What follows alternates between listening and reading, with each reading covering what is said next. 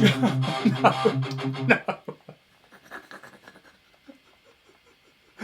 Oh. Oh, Jesus Christ. I tried to stop it then, but Jesus Christ, just give me a second.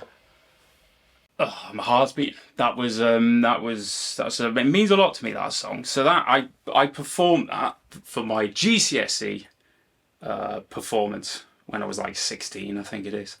And it's an important thing in the UK. It's like your final exams before you go on to college or university, which I never did. I just became a professional musician. But I remember performing that, and I'm sure the guy was called Mr. Wainwright, my music teacher at school.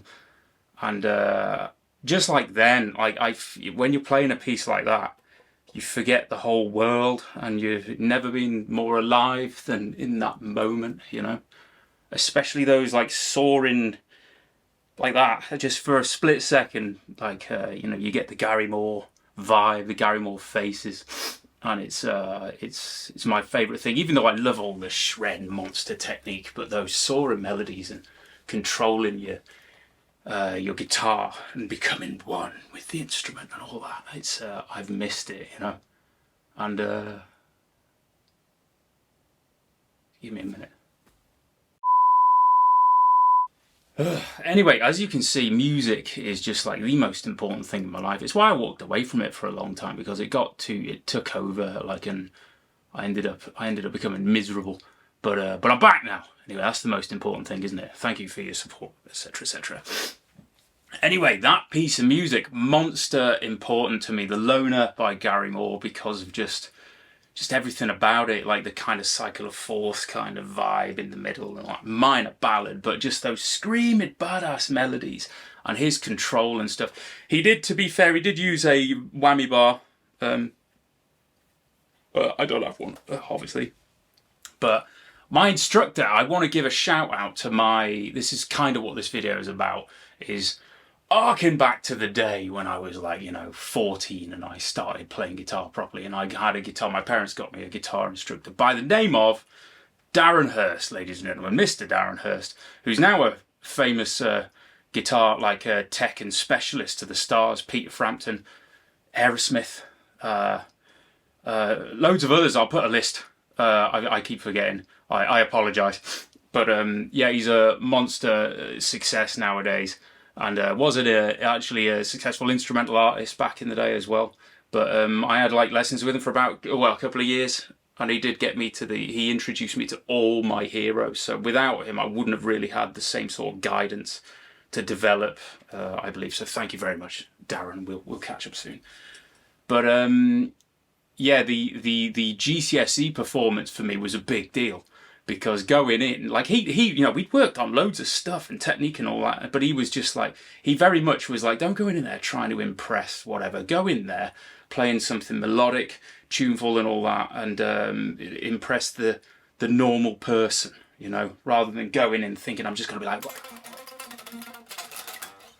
it's like they won't get it, they won't understand it at all. So going in and completely smashing it, with this very singing soaring melody, that's the way forward. So I worked very, very hard on it, and performed it, and I couldn't believe it. Mr. Wainwright just said, afterwards he was just like, thank you very much, okay, and then next, and you go off.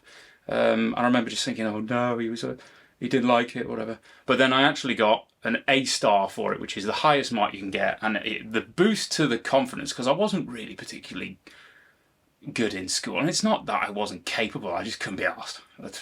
For Americans, I couldn't be bothered, I didn't care. Whereas music, I did, and to get that feedback was really, really important for me, and it uplifted me like you wouldn't believe. And I thought, I can do this, and then I did. I pushed to become professional. So it all came down to that kind of moment and that performance.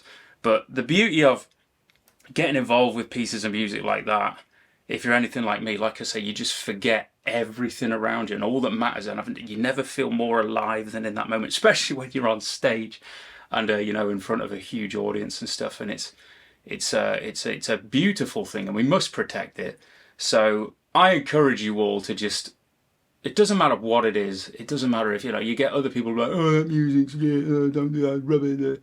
It's like, if it works for you and it sings to you, do that and play that, and just, that's what it's all about, isn't it? It's feeling that connection with the music and stuff. It's not all about the shred. It's about being at one. But some people feel that, with the shred stuff, like playing an Ingve track or something, they can feel it, and it gives you that connective vibe where you just it's true happiness for a minute, isn't it? Followed by, crashing sadness and forever feeling not good enough and miserable and, oh, what's the point? We all have it, You just got to keep going, haven't you? Got to keep going. Anyway, I'm rambling. I just wanted to share that with you. Most important piece of music for me on guitar, I think, that one, and it's hard for me to get through for some reason. But yeah, it really gets to me. But what's yours? I want to know. Is it a similar thing? Cry for You, Andy Timmons did that one the other week, didn't they? That's a powerful song. Or is it, My Sharona?